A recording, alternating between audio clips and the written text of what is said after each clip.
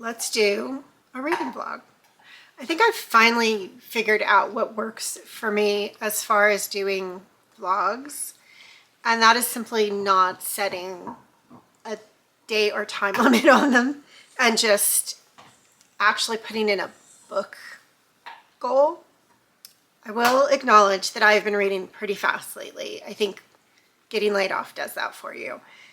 Even with working on the store and all that is going into that, which is really getting to the point where it is becoming a little bit nerve-wracking, I'm not going to lie. I'm still reading a lot, and I think it's because I'm needing to turn off my brain and disconnect a little bit because there's just so many balls in the air, moving pieces, etc. So reading throughout the month of January has been really good. As far as the number of books that I'm reading, it's pretty, if you saw my January wrap up, my ratings are pretty low consistently this year. I don't think I'm being, well, I take that back. I am grading thrillers more harshly just because I'm so over them right now, unfortunately. And so as I'm trying to get all the thrillers off my shelves, just pray for me. Anyway, I have 4 books that I would like to get through in this vlog. It is late on Monday night.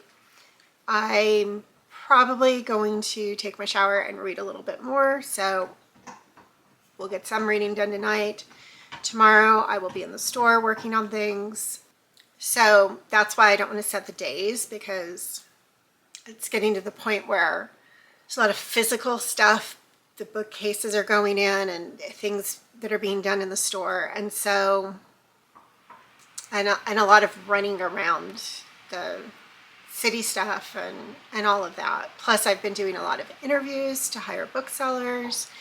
So the days, although today I did not go into the store and I did read quite a bit today, that was for a different video. And so I don't want to set, like, this will be a week, because it may take me longer than a week to finish these 4 books. We will see. But here are the books that I would like to finish for this video. The first is on my Kindle. I'm reading The Final Problem by Arturo Perez Reverte, and I think I will finish this in the next couple of days. I'm 78% through this book. I'm reading it for a review, and I should be wrapping it up, if not tomorrow, the day after. So I feel really confident that this one won't take me very long. The next one that I've started on is going pretty slowly. So I'm 94 pages into The Briar Club by Kate Quinn, and this is a 400-page book, so I'm not even a quarter of the way through it. I don't really know where we're going with this book. So it begins with the group of people who live in this boarding house that's called the Briarwood, and it is Thanksgiving Day 1954, so this is historical, and the Final Problem is historical, and then the other 2 books I have are historical, so I guess I'm really hitting historical hard right now. But the police are there because there is a dead body in one of the rooms, and we keep getting small scenes from Thanksgiving 1954, but we keep jumping back in time, starting from the point where a woman named Grace moves into the boarding house in 1950. But I thought we were going to follow Grace. She was going to be our main character, and she was through everything I've had been reading. We don't really know about her. She's supposedly a widow from the Midwest. We don't really have a lot of her backstory, but we've made a right turn and we're following Nora, who is a local girl. This is taking place in Washington, D.C. And she comes from a big Irish family. Her dad and her brother are cops. I believe her father is passed away at this point. And we're getting a lot from her point of view. And so I guess we're going to touch on various points of view of the people in the house that will eventually get us to the point where we are back at Thanksgiving Day 1954 and we find out who this dead body is, because we do not know yet. And I had a guess of who I thought it was, but I know I'm wrong now. So we have to wait and see who it is and what happened. So I don't think that this is anything like a mystery. I mean, it is, because we don't know who the dead body is and we don't know what happened, but I don't think we're going to be given a lot of clues as far as who done it. I think that this is just the telling of the backstory that is going to explain how the situation has happened. But I will continue to read it, and it's a book I owned, getting it off my shelf. The other two books that I would like to read for this video are Immortality by Dana Schwartz. This is the second of a two-book series. The first was Anatomy. This is young adult. It is historical. Anatomy was the story of our main character, whose name I do not remember, Hazel. Hazel comes from a wealthy family. She has sort of been left to her own devices after the death of her brother. Her mother basically has focused everything on Hazel's younger brother, trying to keep him safe and protected because they lost Hazel's older brother. And so Hazel really wants to be a surgeon. And so she took it upon herself in the first book to do everything that she could to train herself as a surgeon, including obtaining bodies through nefarious means, because at the time body snatching was how people who were studying to be surgeons got the cadavers to work with, to learn their trade. And Hazel has done that. So the end of Anatomy was very traumatic, and I wanted to pick this up to finish the series and get to the resolution of what happened and what is going on here. So I picked this up from the library, and so I would like to finish Immortality. And the final book that I'm committing to read in this video is The Widows by Jess Montgomery. Now, I have posted on social media that this book was going to be my next read. I'm embarrassed to say how many times. And so I really feel at this point I really need to start reading The Widows. And so I'm going to commit to it for this video to make sure that it gets done. Again, it is historical. I have read the synopsis of this one, so I know that we are in the Midwest, Ohio to be specific. It is 1924. And we are going to meet Lily, whose husband was the sheriff, but he has passed away in an incident when he was transporting a prisoner. Something happened, not sure what. And at or after his funeral, a woman comes to Lily's house and she has a missing daughter. And I'm not sure if the husband was involved in the disappearance or if he was investigating the disappearance or what's going on. But she also is a widow. So Lily is a widow.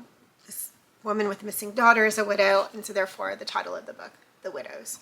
So that will be the fourth book that I read in this video. We are expected to get some snow tomorrow. And then I don't think it will be a lot. And I think it's due in the evening, and then it will go into Wednesday potentially. I have not seen any winter storm warnings, and so I don't expect it to be a lot of snow. And then we should have a day or two of reasonable weather, and then it is expected to start snowing again on Sunday. And then it is forecast to at this point, snow for 4 days in a row. So that's the unfortunate part of opening a store, is that I will still have to go to work in the inclement weather now instead of being able to work remotely from home. But it's all good. So let's settle down and read these 4 books and see how long it takes me to get through them. All right, I have finished The Final Problem, and I realized that I don't think I ever gave a synopsis of this book. So let's do that and then talk about what I thought about it. So first off, I'm going to say something that makes it sound like I didn't enjoy The Final Problem, but I did enjoy The Final Problem, but just bear with me for a minute. So I have, in a really short space of time, just read 2 closed circle cozy mysteries taking place on a Greek island. And I liked both of them. The first one was Writers and Liars, which is in a previous blog that I can link here, which I think I gave a 4-star to. And now The Final Problem, which I am giving a 4.42. So I enjoyed these books. They weren't groundbreaking, earth-shattering, new in any sense of the imagination. But I think it's just too much, too close together. And I will always be trying to find similarities between And Then There Were None and books like those, especially when they're set on an island.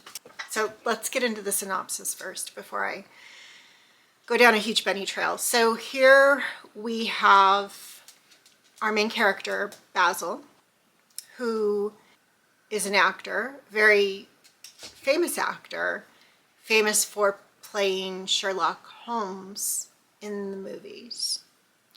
Now, Basil Rathbone actually did play Sherlock Holmes several times, and I'm sure we are supposed to be thinking of Basil Rathbone as we read this character, but he is not Basil Rathbone. He has a different name.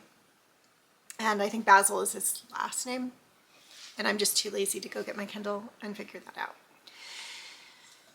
So he has famously portrayed Sherlock Holmes. He is now basically retired, not because he wants to be retired, but simply because the movie industry has changed. He is older, and there really doesn't seem to be a place for him in it these days. The book is set in 1960, so it is historical, and I think he was in his heyday in the 40s. So time has moved on. Now, he has been invited by a rather pompous Italian movie producer who is sort of squiring around his mistress, who is an Italian opera singer who is also past her prime. They're cruising through the Greek islands, and he has invited Basil along because he wants to talk to Basil about playing a villain in a project that he's going to be producing. And of course, Basil is excited for the work, and so he goes along. There's a little bit of tension because the opera singer seems to be very attracted to Basil, but she knows which side of her bread is butter, the butter is on, and so she's just on the sly, trying to flirt with him. And he's a little concerned that the producer is going to take this the wrong way. So there's some tension going on there. There's also the tension that the producer feels the need to assert himself over Basil, to show him who's boss, and it's uncomfortable, but Basil would really like the work, so he's putting up with it. As they are cruising, they get to this very isolated Greek island. The only thing on the island is an inn, and they go ashore to spend the night, and while they are ashore, a huge storm starts, and the ship has to put out to sea to avoid the weather. So they are stranded on the island with the other guests at the inn. Now, Basil, having played Sherlock Holmes, seems to have taken on some of the characteristics of Sherlock. He has become, as he was getting into the head of the character for years, he has become more observant. He has taken on the ability to read people, and he does have a certain Sherlockian air to him. Now, of course, he's also of the mindset that being Sherlock for so long has been problematic because people think he's Sherlock Holmes, and it's hard for him to get other roles because everybody assumes he's Sherlock. And that is part of what has gone on with his career, is that he can't break free of this Sherlock mold. We are given his insights into the people at the inn. There's a German couple. This is 1960, so not that long after World War II, so there are some inherent stereotypes and prejudices against them.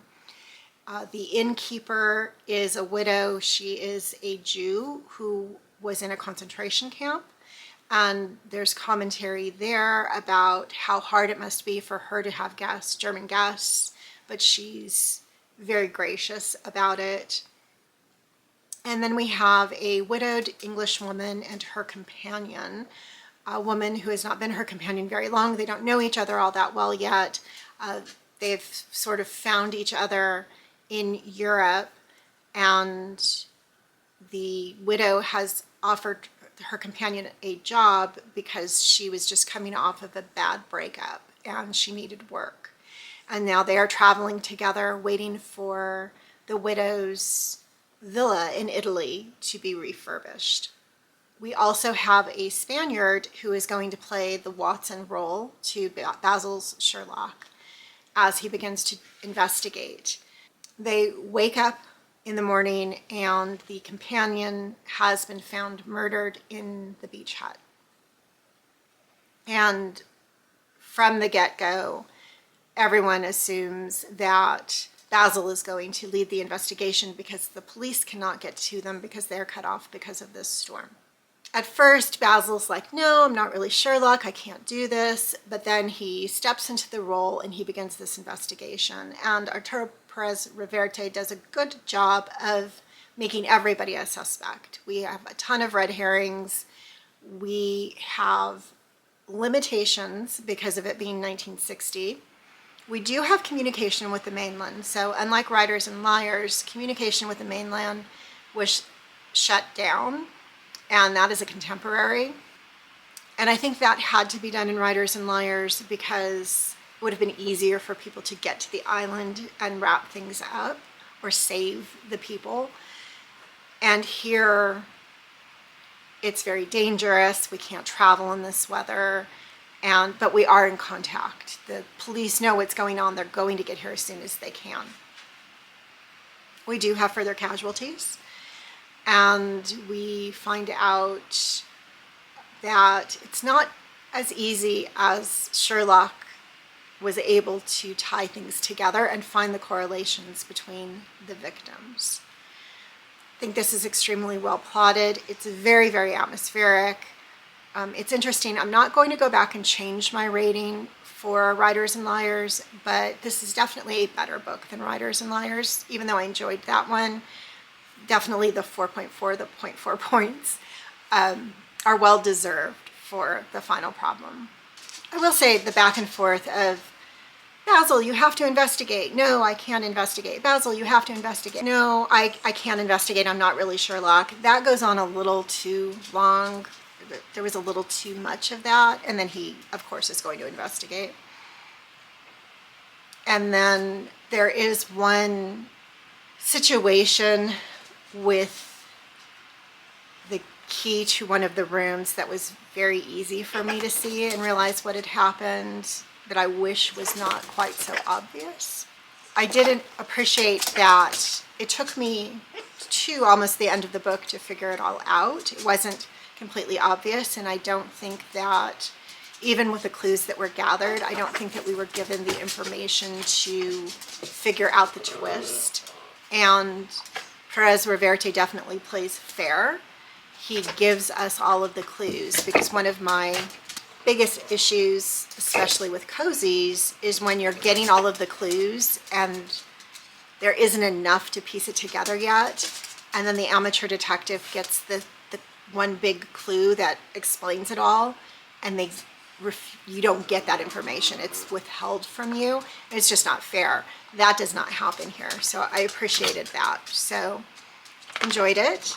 And I thought I had read from Perez Reverte before, but I haven't. In everything, in all my tracking, I can't figure that out. So happy to continue reading more of his work. I am still plugging my way through the other books that I want to finish for this vlog. I'm not enjoying the Briar Club as much as I thought I would. It is definitely leaning far more historical lit fic than mystery. We still don't know who the victim is that we met in Thanksgiving 1954. I am still not even halfway through this book. All right, let's do a catch up and see where we're at. Now, one thing I didn't talk about earlier that I guess I should have mentioned is that probably 2 years ago, I was reading multiple books at a time, which I've always really done, which I started doing when I was in college as an English lit major. And you just kind of had to, as you got to your upper division classes and then through grad school, you just always had to be reading multiple books at once for your different classes. And I just have continuously done that. Last year, I decided to do a little experiment where I started reading one book at a time.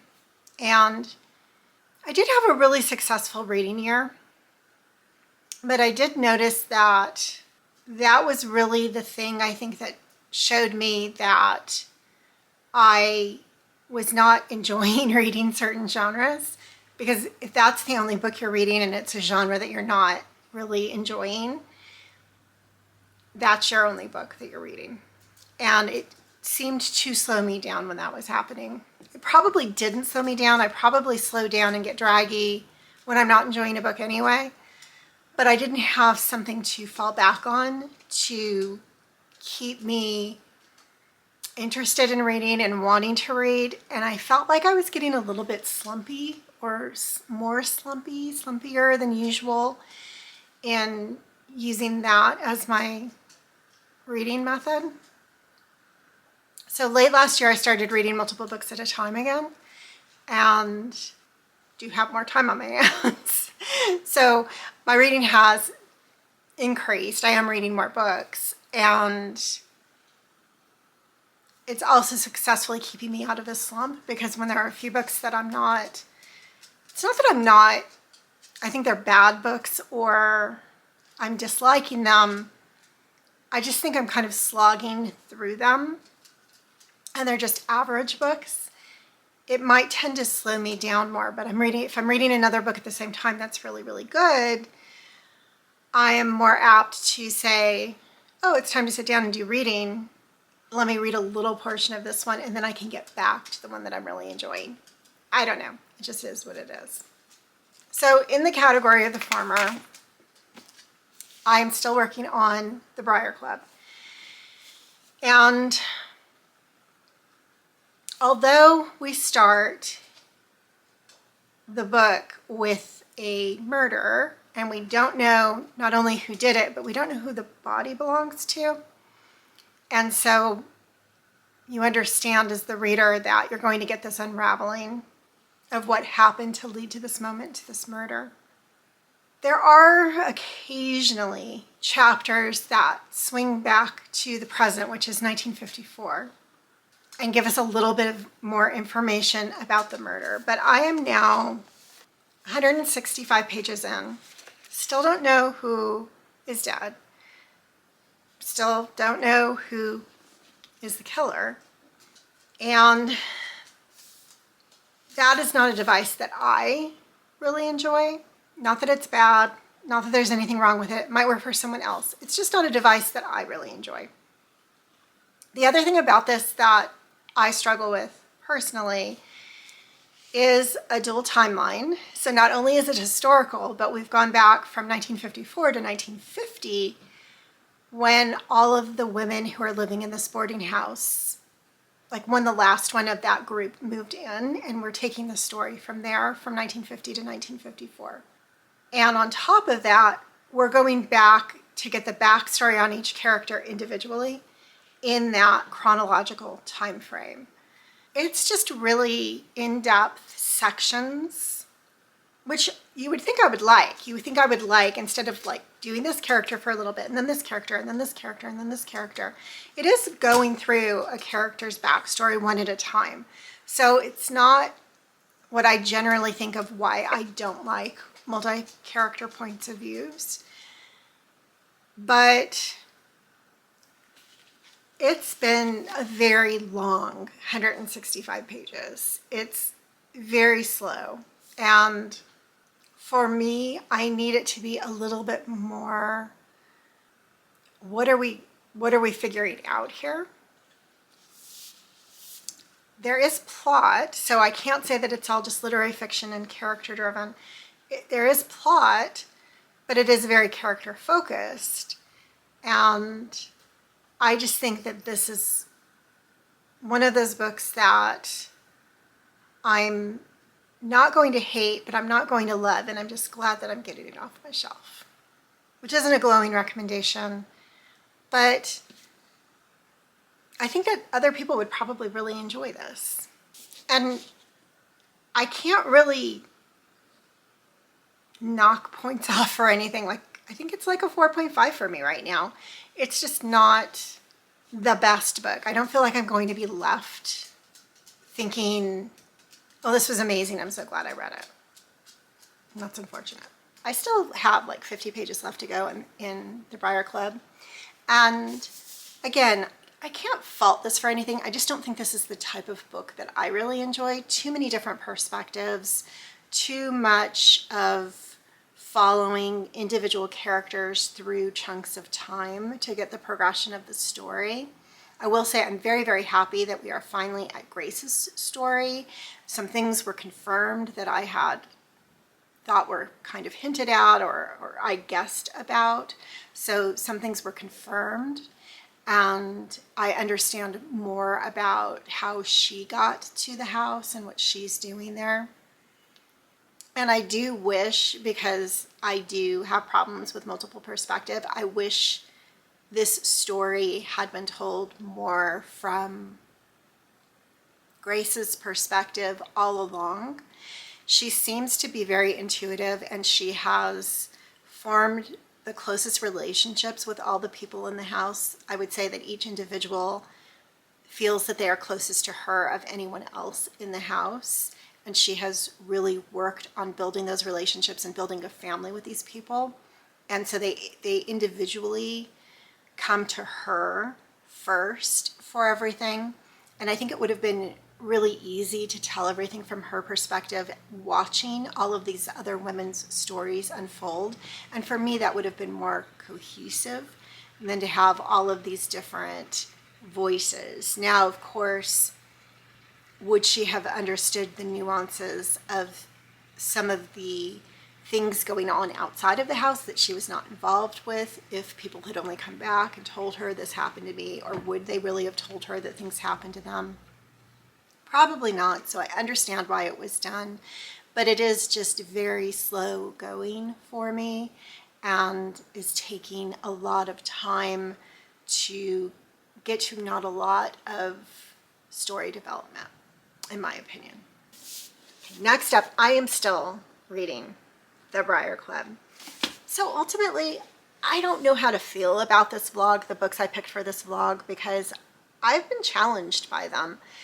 And I think there's a lot of historical stuff going on in these books, and I didn't intend for this to be, oh, let me read a bunch of historical books for this vlog, but it worked out that way. And the final book I want to read for this vlog is also historical, The Widows. And I just don't know if that was a good choice. But it is what it is. So I have about 50 pages left of the Briar Club. And the thing I keep telling myself about this, it's taking me an extremely long time to read this, and it's because it's not my favorite kind of book. I like historical mysteries. I thought that this was a historical mystery. We are still hundreds of pages into this book and we never know who the victim is. And we are getting the backstory of all the women who live in this house. And that's what it ultimately comes down to. This is really lit fic. This is the telling of women's stories, and that is important. And I agree that that is important. However, it is not what I was picking up this book for the perspective to read it from. I, had said that I wanted to read mysteries this year, and I'm picking up this book, which is primarily lit fic. And so I'm not as satisfied with it as I could be. Now, am I giving it a horrendous score? No, the writing is good. The stories are good. We're getting the aspects of life of very diverse women who are living together and have formed a found family. And it's all great and important and wonderful to think about. And, very important topics for the time are discussed. The research into birth control, women working after World War II who were basically in positions that should have gone back to men but have not, or they are not being given opportunities for advancement anymore because men are. Yet there's a woman who's in a very male-dominated profession and she's succeeding. And then we have who I would consider as our main character, Grace, who we don't know anything about for the majority of the book. And now the final 50 pages, we are getting her backstory. And it's very intriguing. And she has a lot of secrets, a lot more than we even expected. And I am enjoying finally getting to Grace's backstory. I just wish I had had more Grace all the way along because she is so intriguing. And you could make the argument, well, she's intriguing because you haven't learned that much about her for 300 pages, which is true. But I just feel like if Grace had been a bigger player all the way throughout, it would have been more engaging for me. With that being said, I'm going to work on getting this done, and then I'm going to pick up The Widows. And I have to finish The Widows because in order to get through it, I did make it the historical mystery book club pick for the store for the month of April. And I'm leading that discussion, so I have to get it read before the book club meeting. So stay tuned for the end of the Briar Club and jumping into The Widows. I finally finished the Briar Club, and you would think with how long it took me to finish this book that I would be giving it a mediocre rating, but I am not. I'm giving it a 4.2 actually. I will say that it is still not something that I'm normally drawn to. It was much more a relationship story, a background story of these women and their past and their histories, and it was interesting.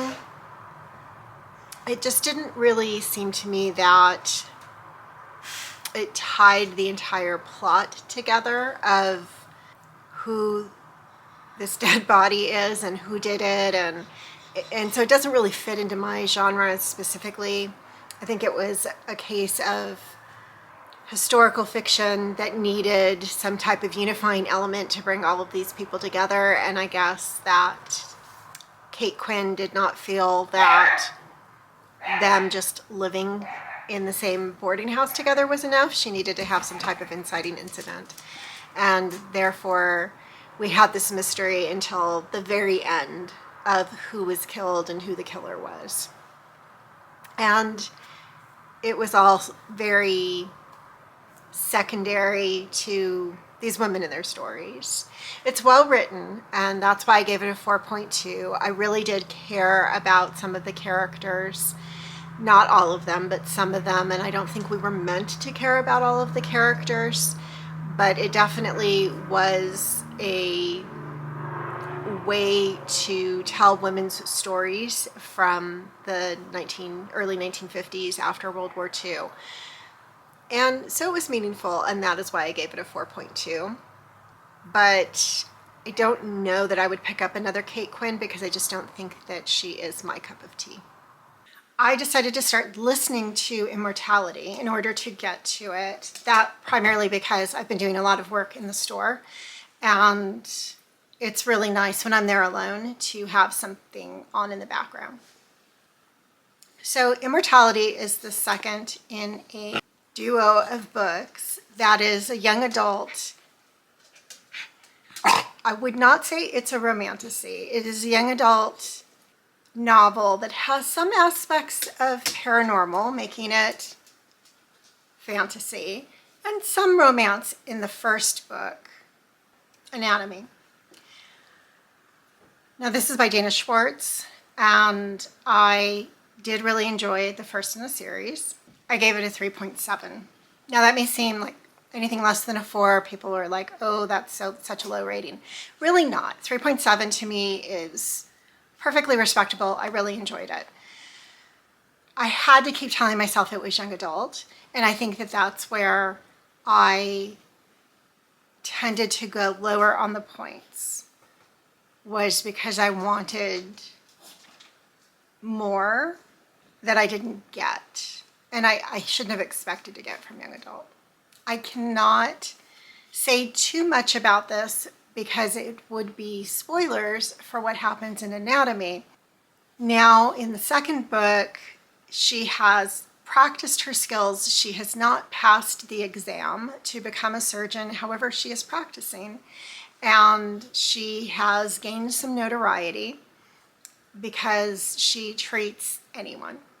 And that is going to lead to some issues, and we're going to see her getting into some trouble that she's going to have to get out of. Now, I will say so far, I don't rate books that I listen to because I don't feel like I give them my full attention, and I'm not taking notes, and I can't, explain why I'm giving something that I'm giving, and I don't like to just go with my gut for feelings. So I won't be giving this a grade since I did decide to listen to it instead of reading it. However, I will say that one of the things that has happened so far is the rescue from outside, which is not one of my favorite devices. So she's in trouble, and how's she going to get out of it? And this rescue comes from exterior forces and saves her. Just not one of my favorite not one of my favorite devices. So I will leave it at that. It is going well. I have a few more hours left to listen to it, but moving ahead with that one. All right, I have finished Immortality, and at first I really thought that I was not liking it as much as Anatomy. And I can't remember the last time that I talked about this in this vlog, but I did end up listening to this book. I had checked it out from the library, and it had to go back before I started it, so I checked it out again, and I wanted to get to it for this vlog, but I had other, too many other books on the go physically, and Libby had a version available. So I started listening to it in the car as I was driving back and forth to the store. And so I'm not going to give it a rating, but initially when I picked it up and I was reading it, the physical copy of it, I was like, I don't know if I like this as much as Immortality. Immortality has that very Scottish castle, decrepit, stealing bodies, wet, cold, mildewy, gross atmosphere. And this book is very, very different. There is a little bit of that gross, wet, old building atmosphere in the beginning because of where our main character Hazel is for the first part of the book. But that quickly changes, and she goes to London, and she's in some very she type of establishments at that point. And I think that this book was written because we needed a wrap up and a resolution to characters from the first book, and we definitely get that. but it did feel a little like being phoned in to find a way to give Hazel a happy ending. And there are some interesting characters. There's a lot of historical references in this book. There's a lot of historical characters in this book that Hazel engages with, and I usually find that very intriguing. I had to also remind myself that this is young adult and try to judge it from that perspective. I'm definitely glad that I finished the duo of books and saw it through to see what Hazel's resolution was, but I don't think there was the same appeal in this one as there was in Immortality. So not going to rate it, but have gone back and forth. Like I said, thought that I wasn't enjoying it as much as Anatomy. Then some things happened and I thought, oh, this is intriguing. I do like this, but then kind of went back into that mode of, I think I liked Anatomy better. So higher score than Immortality if I was rating it. I wanted to come back and give my updates for this vlog because I have started The Widows at this point and I want to talk about that. Now, speaking of historicals from multiple points of view, that is exactly what The Widows is as well. So we have two main points of view, and I think we're only going to get these 2 points of view throughout the story. I'm currently only 20 pages in and have been introduced to both of our women who are giving us their viewpoints. So first we have Lily, and Lily is married to Daniel, who is the sheriff of a territory or area in Ohio, which includes Rossville, which is a mining town, and it is definitely a company town. So if you live there and you work at the mine, you are paid in script, and the company store and the rent on your house can only be paid with company script. So Daniel is the sheriff of this area, although he and his wife and their children live in a different town. They don't live in the company town. And as the sheriff, Lily is responsible for the care and uptake of the jail. So she's basically the jail warden.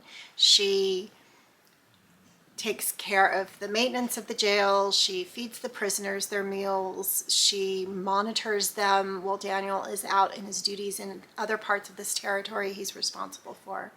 And we find out in the very first chapter that Lily is pregnant, not very far along with their third child. Daniel has had to leave before dawn to travel to the mining town to go pick up someone that has been arrested there.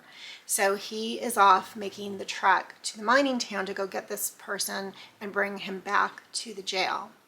And there is a man already in the jail who is a Pinkerton man who's been arrested for maybe public intoxication. I think Lily mentions that he's drunk, and he is very disagreeable. He is saying horrible things to Lily. He's, throwing things at her.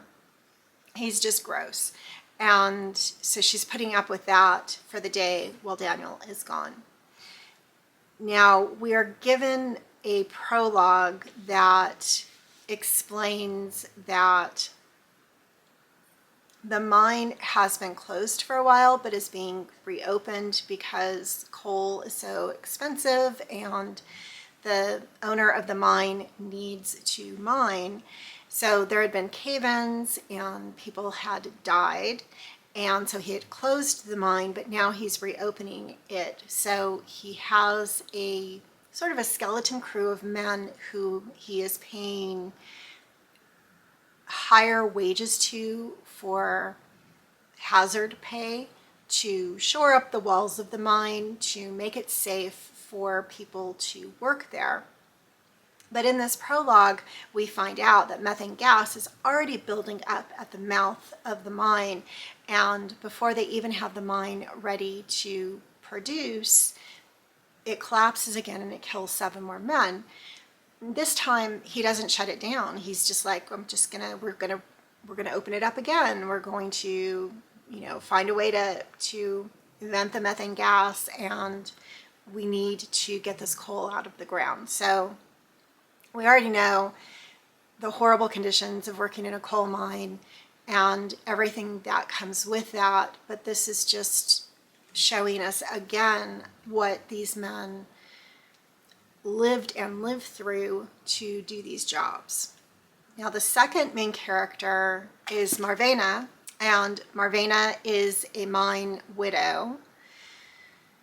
We aren't sure yet if the mine has taken 2 men from her or just 1. So Marvena is a bootlegger.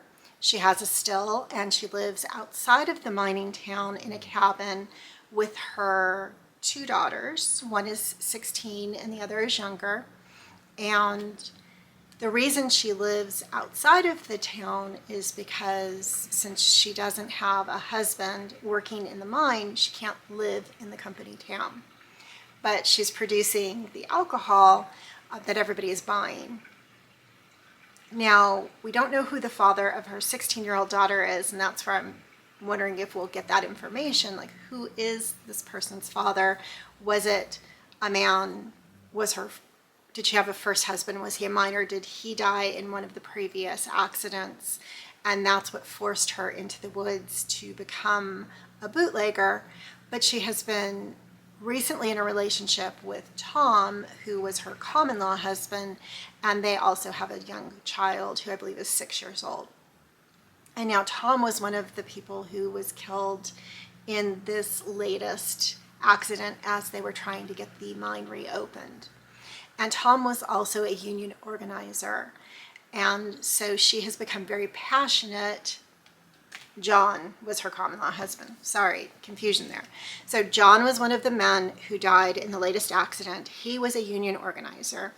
Tom is her brother, and with Marvena's help, he has taken up the mantle of being the center of union organization efforts. And we find out in the 2nd chapter that he is the one who's been arrested, and Daniel is on his way to pick up Tom from the jail, from the mining town, and take him back to jail. Now, the other thing we find out is that Marvena has had some type of a relationship with Daniel, that Daniel used to visit her out in her cabin when her 16-year-old daughter was young. And so she has a relationship with him. So when she finds out that her brother has been arrested, one of the other men who's very active in the union organization is warning her that you can't trust Daniel. He's just arrested your brother. You can't think he's a good guy anymore because he's working with the mine owners, because Daniel's brother is actually one of the managers at the mine. And Marvena doesn't want to believe it. She trusts Daniel, and she wants to believe that he's going to do the right things. Now, what Marvena doesn't know, but Lily already knows, is that Daniel is dead. Something has happened on his way back to the jail with Tom, and Daniel's uncle has come to tell Lily that Daniel is dead. So Marvena doesn't know this yet. We also don't know where Marvena's 16-year-old daughter is. She has gotten a job, and she has been living in town working, and she has not come home, and she has not been in contact with her mother. So her mother is very worried about her daughter, and that was one of the things she has asked Daniel to find out where her daughter is. So we have these mysteries going on here of where is Marvena's daughter, what happened to Daniel, and some assumption that these two women are going to get together, but there could potentially be some tension between them because of their relationships with Daniel. I do like the writing, and I think that it isn't too much having these dual perspectives. We are getting the story that we need to get from each of these women's perspective and what they've lived through and the different experiences that they're going through. And it is a lot more cohesive than having 7 women and hearing their stories in different episodes that are ultimately leading to this one reveal of who has been killed in the Briar Club. So I'm really liking it so far, and I think I mentioned before that this is our historical mystery book club pick for the store for the month of April. And so I'm really happy that that helped motivate me to get this read eventually, because it has been on my shelf for about 4 or 5 years now. So I'm going to get back to it, try to finish these books up. Might come back when I'm about halfway through The Widows. Okay, I am 200 pages into The Widows, which is the last book for this vlog. I have about 100 pages to go. And I'm liking it. I feel like it's giving me a lot of information about this place in time, and it was giving me a lot of information about the miners and what they faced, but I feel that we've hit this middle section of the book, which is more focused on the 2 widows. And ironically, I don't know that I am as engaged now as I was with the whole setup and learning about the conditions of the miners and learning what everybody was going through, even involving the 2 widows, you know, learning what Marvina's life was like, what her daughter has had to do, going to work in a boarding house where she's actually a prostitute, and where we have learned about Marvina's life, where we have found out about her background, what she was doing as a young woman working in this boarding house, and how there is nothing for these people to do to support themselves, and how now her teenage daughter has had to go to work in the boarding house doing the same thing her mother had to do when she was younger. And it's all very compelling, it's all very sad, and yet I think that this happens quite frequently when, especially in mysteries, where the first 100 pages or so, especially if we have a death at the very beginning and then we're jumping into an investigation, etc., we're getting a lot of information and things are moving quite quickly. And then there frequently comes this middle section of the book where things slow down. We have all of the basic information, we have all the people have been introduced to us, and then it's like, what happens next? And I do feel that like perhaps the writing of this is suffering from that. We're at the middle of the book. We've been introduced to everybody. The exciting elements of the book have finished, and perhaps we should be getting some real meaningful information, but we're not even really getting that. But eventually we'll get to the continued rising action, and it will start to flesh itself out in preparing for the climax of the conclusion. But this middle section is very slow, and there is an event that happened that potentially had to happen and is very meaningful. However, it is happening for Lily, and I can't give spoilers to explain what it is, so I have to be vague, but this event is happening for Lily, and at the same time, it almost feels like Montgomery is not wanting to write things for Marvina to occur in this period of time where nothing's happening for Lily, so nothing can happen for Marvina as well.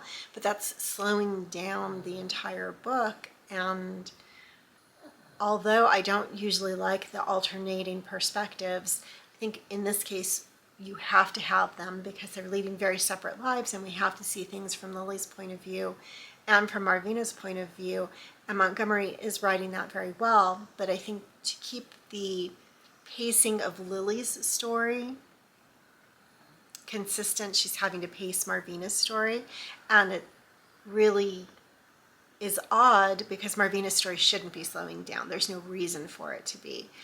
And then almost as we're ready to start moving forward again with Lily's story, Marvina's story then slows down. So the pacing just feels a little bit off. I do think that this is going to be very, very predictable, unfortunately, and I'm waiting to see if it does turn out to be what I think it is, which will actually be understandable, but a bit of a disappointment.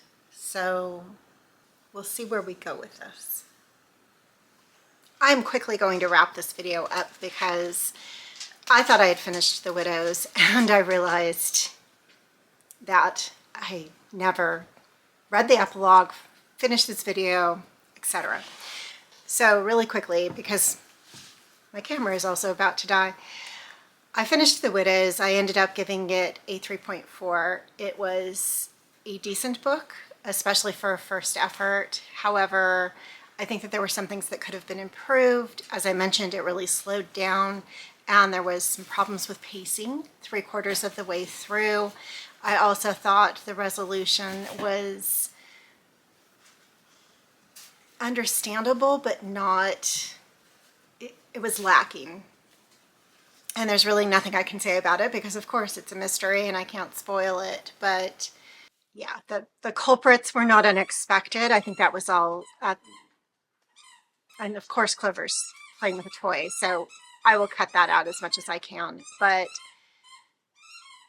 thank you for being part of this video. I don't know that I will read as much historical mysteries all at once again because it did feel like it slowed me down as I got to this last book and I was sort of over historicals. So I'm not giving The Widows the due that it deserves at the end of this. But thank you for being here. I appreciate you. And I will definitely see you next time.